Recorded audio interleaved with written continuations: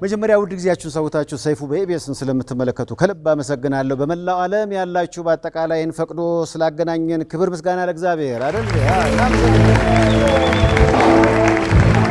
ሳምንቱ ጥሩ ነው? ዱካክ ነው?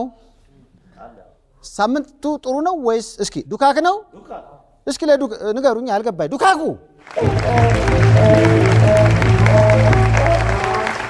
ዱካክ ነው ስለው ዱካኩ ስል ሉካኩ ያልኩ መሰለኝ። ኳስተ ለማንኛውም ደስ የሚል ጊዜ እንዲመጣ ተመኙ። ደስ የማይሉ ነገሮች ሊፈጠሩ ይችላሉ።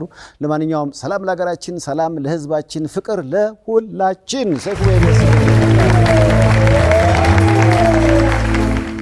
ጥሩ ነው ሁሉ ነገር።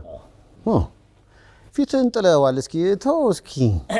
አዎ አሁን ተስተካክሎ የሆነ የሚደብት ስሜት ሲመጣ፣ በጣም ጭንቀት ሲበዛ፣ ለዚህም ነው ዛሬ ሰይፉ በኢቢኤስ ፍቃድ አለው በደንብ። ከዛ ውጪ ብዙ ኢትዮጵያውያኖችን በጣቱ እያሸ አድኗልና እጅግ በጣም ስመጥር የሀገር በቀል እውቀት ያለው ጀማልን እዚህ እንግዳ አድርጓል። ለጀማል በጣም ያስፈልጋል።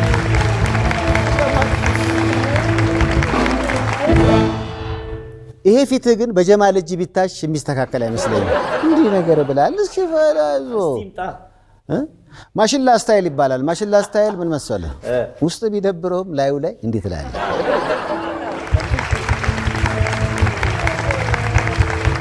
ማሽላ ፈንድሻ። አይ ማሽላም ሲቆሉት ይስቃል። ማሽላ አይደል? ማሽላ ነው ፈንድሻ ነው? ፈንድሻ ወፍጮ ቤት አለን ስትላል ነበር። ንገረን ቶሎ። እህል በረንዳ ብዙ ጊዜ ያሳልፋል። ማሽላ ነው ፈንድሻ ስለው መሳለም ያው። ለማንኛውም ጥሩ ጊዜ እንመኛለን ከሰይፉ በኢቢኤስ ጋር። የተለያዩ ተመልካቾች የተለያዩ አዳዲስ ነገሮችን ይልኩልኛል። ባሳለፍነው ሳምንት በጣም ለየት ያለ ነገር ያጋጠመኝ በአሰላ እየተካሄደ የሚገኝ ከ20 ዓመት በታች የአትሌቲክስ ሻምፒዮና ውድድር አለ። እዛ ውድድር ላይ ይሄ እዚህ ተወዳዳሪ ፎቶ ወጣና ብዙ መነጋገሪያ ሆኗል። ይሁት እስኪ ብዙ ሰዎች ምንድነው በዚህ ፊቱ እንዴት ከ20 ዓመት በታች ሆነ ነው እንደዛ ነገር አለ። ግን የሰው ልጅ በፊቱ ይታወቃል እንዴ? አይደል እንዴ? የሰው ልጅ እኮ በፊቱ አይታወቅም። ይሄን የሚያውቀው እሱ ነው። ግን የአትሌቲክስ ፌዴሬሽን ደግሞ የእድሜ ዶፒንግ መመርመር ይጀምራለሁ፣ እባካችሁ እድሜ አታጭበርብሩ ብሏል። አንዳንዱ ሰው ቤቢ ፌስ ሆኖ እድሜው ሄደት ይላል። አንዳንዱ ደግሞ ግርጀፍ ይልና እንደኔ እድሜው ሲቆጠር አሁን እኔ በልጅነት ነው ይገጀረገፍ በልጅነት ነው የገረጀፍከው? ምን ለማለት ነው? ሳትወልድ ነው ከወለድክ በኋላ ነው የገረጀፍከው ለማለት ነው። ተመልከቱ ይሄንን የእድሜ ነገር ከተነሳ በእኔ ስም የተከፈተ ፌክ አካውንት ነው። ሰይፉ ፋንታውን ይላል። ባሳለፍነው ሳምንት እንግዲህ 24ኛ ዓመቴን እንደያዝኩኝ ነው የሚገልጸው። አሁን ይሄንን ገጽ የኔ አይደለም ብሎ ማዘጋት አይከብድም? ትክክለኛው እድሜ ወጣ እንዴት ቢገምተኝ ነው? አይ የፊት ነገር እንደዚህ ነው ያጋጥማል። እሱ ውስጡን ግን የሚያውቀው ማን ነው አይደል? የሰው ልጅ እንደ ዛፍ ተቆርጦ አይታወቅም እንጂ አሁን ትክክለኛው እድሜ ወጣ ቢባል እዚህ አካባቢ ብዙ ጉዳን ሰማም ይቆረጥና ይታወቅ ቢባል አንደብቅም። አዎ እድሜ ውድድር ላይ ሲሆን አነጋጋሪ ነው። ለምሳሌ እንዲያ ነገሮች ላይ አጭበርበረ ብትሄድ ካሁን በፊት የሰማሁት አንድ ነገር አለ። ልጁ ወደ አውሮፓ ሲሄድ የኛ ኩያ ነው ግን እንዳለ ተላጭቶ ልጅ ነኝ ብሎ ነው። እንደዚህ ነገር እኮ ያጋጥማል። ስትሄድ አንደር ኤጅ የሚባል ነገር አለ። በኋላ ላይ ግን ትምህርት ቤት ውስጥ ሩጫ ውድድርም ሲደረግ ላጥ ብሎ እሱ ነው አንደኛ የሚወጣው። ሲጣላ የሚመታቸው ምት ትንሽ ለየት ያለ ነው እና በኋላ ላይ ቅጣት ተብሎ ለአንድ ሳምንት አንድ ቤት ውስጥ እንዲቀመጥ ተደረገ ማለት ነው። የተረት አባትን አልመሰለም ነጭ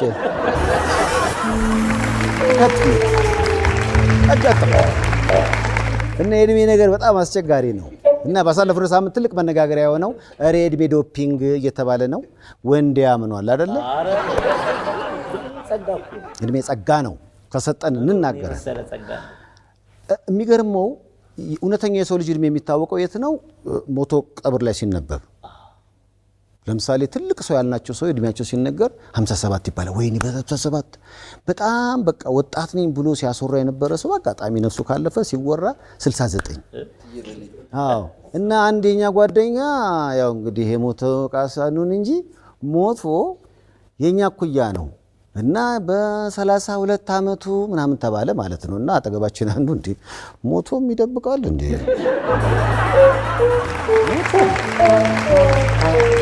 የእድሜ ነገር አነጋጋሪ ነው። ለማንኛውም ምርቃት አለኝ። እድሜ ይስጠን።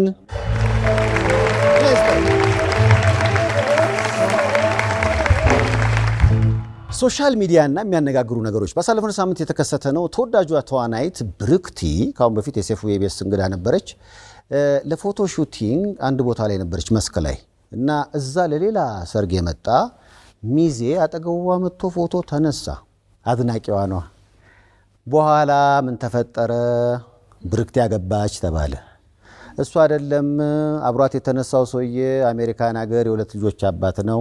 ብጥብጥ ነው የተነሳው። እና ሶሻል ሚዲያ ላይ እርግጠኛ ባልሆንባቸው ነገሮች ላይ ለምንድን ነው እርግጠኛ ሆነን የሰው ህይወት የምናመሳቅለው ነው ጥያቄው። እንደ ነገሮች ብዙ ይሰማሉ። በመሰለኝ በደሳለኝ የሚወጡት ነገሮች የሰው ህይወት ያመሳቅላሉ። በዚህ ጉዳይ ላይ እንደው ምን ትላለች ብዬ ጋበዝ ላረጋት ነው። ሌሎች ተጨማሪ ነገሮችንም ታወራኛለች። ሞቅ አርጋችሁ እስኪ ወደዚህ ጋብዟት። ተዋናይትም ነች፣ ጎን ለጎን ደግሞ ቬሎ ቤትም ከፍታለች። እስኪ ሞቅ አርጋችሁ ለሙሽሪት ብርክቲ አንዴ እስኪ ብርክቲ። በብርሃን ባንክ ቁጠባን ባህሉ አድርገው የስኬትን ጉዞ ይጀምሩ። የላቀ የእድገት የብርሃን ቤተሰብ የስጦታ፣ የትምህርት፣ የደሞዝ ክፍያ፣ የመጦሪያ የቁጠባ ሂሳቦችም አሉን። ብዙ ይቆጥቡ፣ ጠቀም ያለ ወለድም ያገኙ። እንደ ስማችን ብርሃን ነው ስራችን። ብርሃን ባንክ። ብርክቲ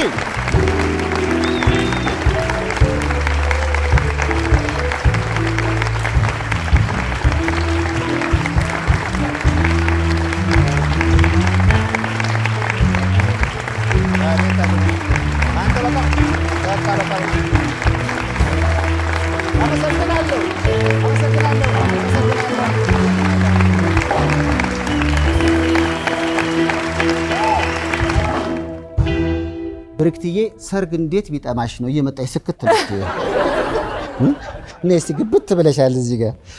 እሺ የምትወደደዋ ብርክቲ ይቹትና በጣም ያምርብሻል ነገሩ በጣም። ባሳለፈው ሳምንት በጣም መነጋገሪያ ነበር። አንድ ፎቶ ተለቆ ብርክቲ ተሞሸረች ተባለ። ልክ ነው። ያንቺን ህይወት ያመሳቀለው ነገር አለ? የልጁ ህይወት ተመሳቅሏል ትንሽ። አይ ያው የሁሉም ይመሰቃቀላል እኮ። አይ ብዙም ባይሆንም ያው የሱን ያህል ባይሆንም ይኖራል የተወሰኑ ነገሮች አይኖርም።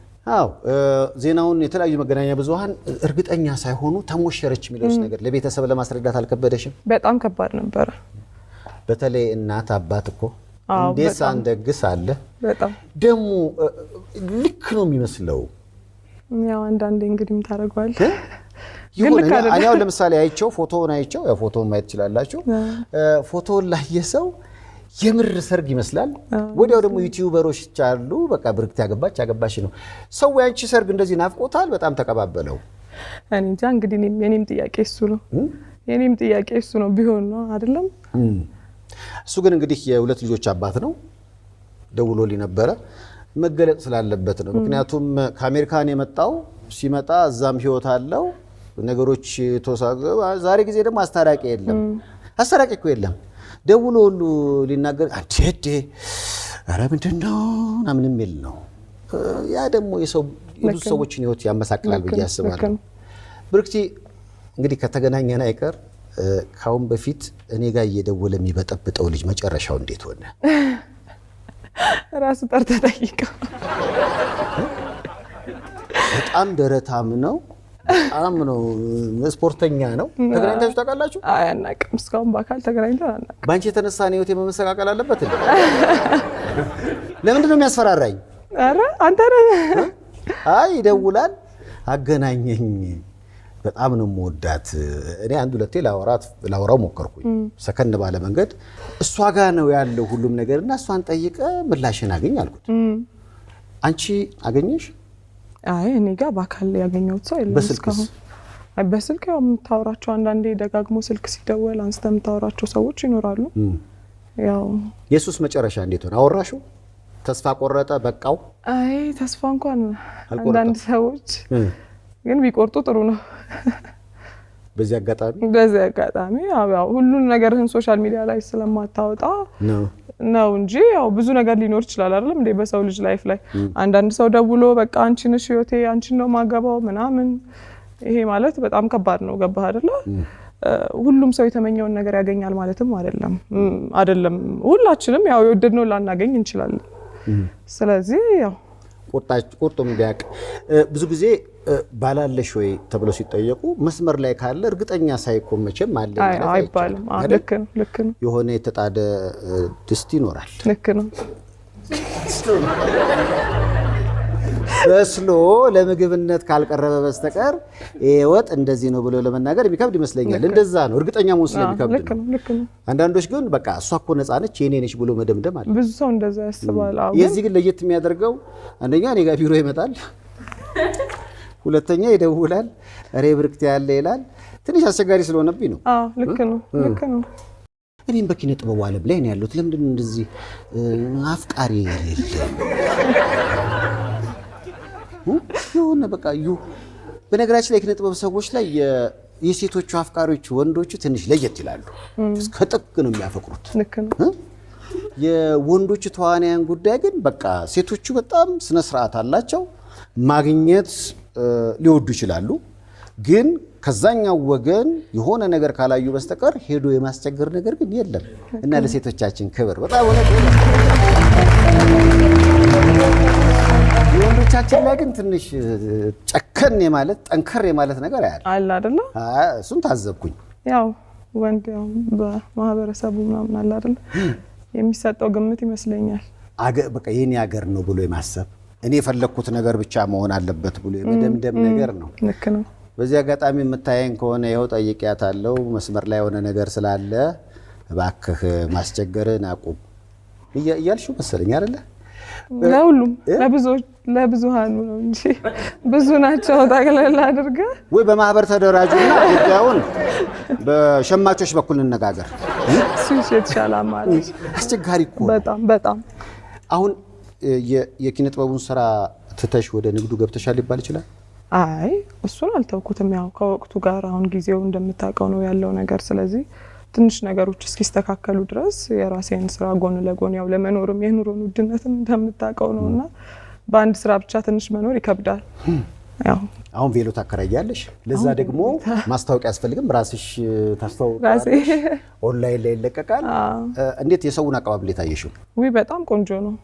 በጣም እኔ አሁን ነጭ ነው ቬሎ የማውቀው፣ ጥቁር ቬሎ አይቼ አላውቅም። ያው ብዙ ከለር ቬሎች አሉ። ያው እኛ ሀገር አሁን የተለመዱ ነው። በፊት ነበር እንጂ ትንሽ ከባድ የነበረው።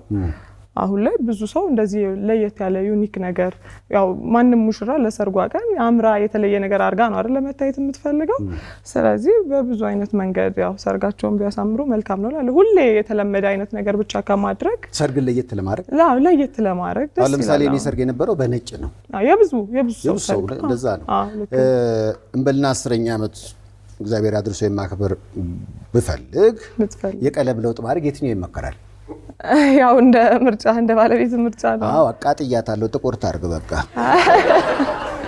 እንደዚህ አይነት ስሜት። ስለዚህ እኔም ተቃጥዬ ነው ማለት ነው ጥቁር ያደረኩት ነው። ጥቁር ብዙ ጊዜ ከእንትን ጋር የማገናኝ ከሀዘን ጋር። አይ ጥቁር እኮ ሞር እንደውም ጎልተን እንድንታይ እንድንቀጥን ይሄ እንድንረዝም ያው እኔን እንኳን አይመለከተኝም ግን እንዲሁም ረጅም ትንሽ ያው እንደዚህ አጠር የሚሉ ሰዎች ምናምን ካሉ ጎላ የማድረግ ነገር አለው። ጥቁር በራሱ ግሬስ አለውና ደግሞ እንደ ፋሽንም ነው መቼም የሚሰለች ከለርም አይደለም ጥቁር። ስለዚህ ለኔ ጥቁር ተመራጭ ነው ብዬ ነው የማስበው። እንዴት ነው ያምርባታል አለ። አሁን በኦሬንጅ ከለር አለ፣ በቀይ በብዙ እኔ ጋር እንደውም ብዙ ከለሮች ላይ ነው ፎከስ እያደረኩ ያለሁት። አዳዲስ ቬሎች ናቸው ሁሉም አዳዲስ ነው ያስገባዋቸው። ሙሉ ከለር አሁን ይሄም ነጭም አለው በተለያየ ከለር አላቸውና እንደ ምርጫ ነው። አሁን የቬሎ ቢዝነስ ውስጥ ወይ ንግድ ውስጥ መግባትሽ ካሁን በፊት የምትታወቂበትን የሲኒማውን ህይወት አይጎዳውም? አይ አይጎዳውም። ምንም አያገናኘውም። ያው ሁለቱም የተለያየ መንገድ ነው ያለው። አንድ ላይ ማስኬድ የሚቻሉ ነገሮች ናቸው ሁለቱም። ካሁን በኋላ የምትሰሩ ፊልም ላይ ዝም ብዬ ሳስብ ይጋቡ። እሺ ቬሎ ኔጋ ስላለ ይጋቡ መጨረሻ ላይ ፊኒሽንግ ራሱ ይቀየራል በዚህ ቬሎ ቤት የተነሳ። ምናልባት እንግዲህ ብዙዎች ጥያቄ እኔ ዜናውን ካቀረብኩት በኋላ ይጠይቃሉ። ቬሎ ቤቱ የት ነው ያለው? ቬሎ ቤቱ ቦሌ አካባቢ ነው ያለው፣ ስቴዲየም ፊት ለፊት ኤጂ ክሬስ ይባላል። አዲስ ህንፃ ነው፣ በጣም ቆንጆ ቤት ነው። እዛ ነው በቃ ቦሌ ስቴዲየሙ ፊት ለፊት ነው። ስለዚህ ባሳለፍነው ሳምንት ትልቅ ወሬ ነበረ መገናኛ ብዙሃን ላይ ድንገት የወጣው ፎቶ ብርክቲ ተሞሸረች የሚል አሁን ድረስ ዋሽታ ነው እንጂ የሚል ነገር ሁሉ እያየው ነው። ለምንድን ነው ያላመኑሽ? እኔ አላውቅም። ያው መልካም ምኞት ነው በእርግጥ እንደውም እኔ ብዙ የረሷቸውን ዘመዶቼን እነሱም የረሱኝን ሰዎች አገናኝቶኛል። በጣም ከብዙ ቦታ ነው የተደወለው እኔም ጋር እንደዛም አንተ ጋር ሬዲዮ ካወራሁኝም በኋላ በጣም ብዙ ሰዎች ውሸቷን ነው ብለዋል። እኔ ምንም ያዋሻሁት ነገር የለም። እንደነገርኩ ፕሮሞሽን ነው የዛንም ቀን ለምን እንዳላመኑኝ አላውቅም። ያው ወይ በቅርብ ሊሆን ይችላል ሰርጌ በምን ይታወቃል። የቀናሽ አለ ማለት ነው። የተጣደው ይብሰል ብያለሁ እኔ ምርቃት ነው። እንግዲህ በኪነ ጥበቡ ዓለም በፊልም በተለይ ታቋታላችሁ ብሩክቲ አሁን ደግሞ ወደ ቢዝነሱ ዓለም ገብታለች። የሚፋታ እንጂ የሚጋባ ብዙ በሌለበትና ሰርግ በሚበረታታበት ጊዜ ይሄው ቬሎ እያከራየ በደንብ ኧረ በደንብ ነው። ቆንጆ ነው። እንደውም ተጋቢ በጣም ብዙ ነው ያለው። እውነት? በጣም በደንብ አለ።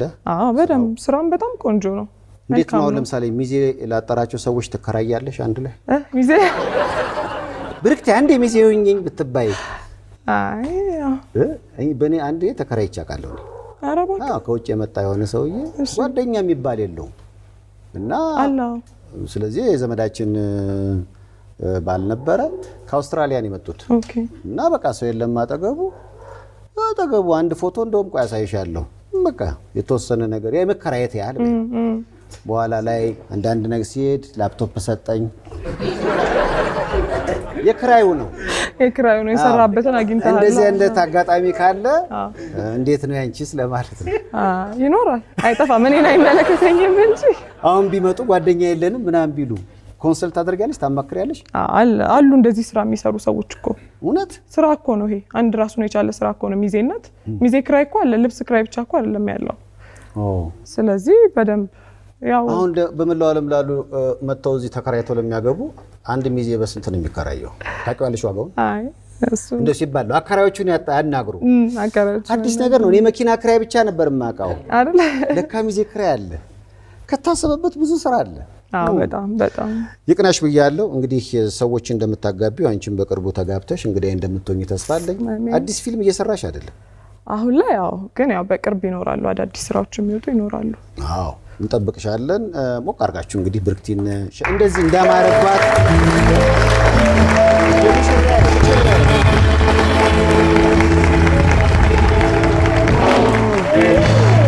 ሰይፉ ቤቤስ ተመልሷል። በያላችሁበት ጥሩ ጊዜ ነው የምንመኘው። በዚህ የመዝናኛ ዝግጅት ላይ ቀልድ፣ ሳቅ፣ ጨዋታ ብቻ አይደለም። የተለያዩ የጽድቅ መንገድ ላይ ያሉ ወገኖች አሉ። የእነሱን ቪዲዮዎች ደግሞ አይተን እንመለስ።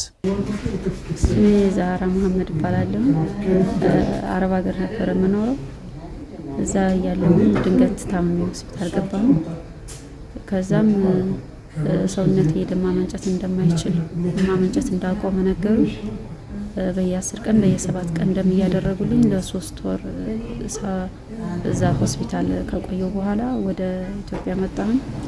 አሁን በየ10 ቀን በየሳምንት ከክፍለ ሀገር እየተመላለስኩ ጥቁር አንበሳ ደም እያደረጉልኝ ነው። ነጭ ደም፣ ቀዩም ደም ማለት ነው። ሰውነቴ ማመንጨት ስለማይችል ይሄ ደግሞ ጊዜያዊ ነው። ህንድ ሀገር ሂደሽ ከቻልሽ መታከም ኦፕሬሽን ማድረግ አለብሽ አሉ። ኦፕሬሽኑ ደግሞ 4 ሚሊዮን ተጠየቅኩኝ ለኦፕሬሽኑ እና እባካችሁ ወደ ኢትዮጵያኖች ባላህ ስም ጠይቃችኋለሁ እንድትተባበሩኝ። ይሄ ባልጋ ላይ የምታዩት ልጅ ወንድሜ ነው። ከታመመ 15 አመቱ ነው እና አዝዬ ጸበል ለጸበል ስንከራተት ነበር። እናም በመሃል አርሴምዬ ጸበል ማውራትም ቻለ መንቀሳቀስም ቻለ። ግን ይሁንና ሙሉውን አልዳንም። ትልቁ ህመሙ ምንድነው? ልቡ ነው። መተንፈስ አይችልም፣ መንቀሳቀስ አይችልም እና ሕክምናም ለመሞከርም አቅሙ የለኝም። ለሚበላውም የሰዎች ጠብቄ ነው። የቤት ኪራይ የሚከፈለው የሰዎች ጠብቄ ነው። አሁን ላይ ሰውም ሰለቸ፣ እኔም ደከመኝ አገላበጥም አልቻልኩም እና ይሄንን አይታችሁ የኢትዮጵያ ህዝብ በሕክምናም ለመሞከር አቅሙ የለኝም ይሄንን አይታችሁ የኢትዮጵያ ህዝብ በእግዚአብሔር ስም እርዱኝ እያልኩኝ ማጸናለሁ ድረሱልኝ ድኖ ማየት ፈልጋለሁ ብዙ ደጋግ ኢትዮጵያውያኖች አሉ የተቸገረ በማገዝ የታመመ በማዳን ለማዳን ደግሞ በሚያስፈልገው ወጪ በማውጣት በመላው ዓለም ላሉ ምስጋና ይገባቸው ከልብ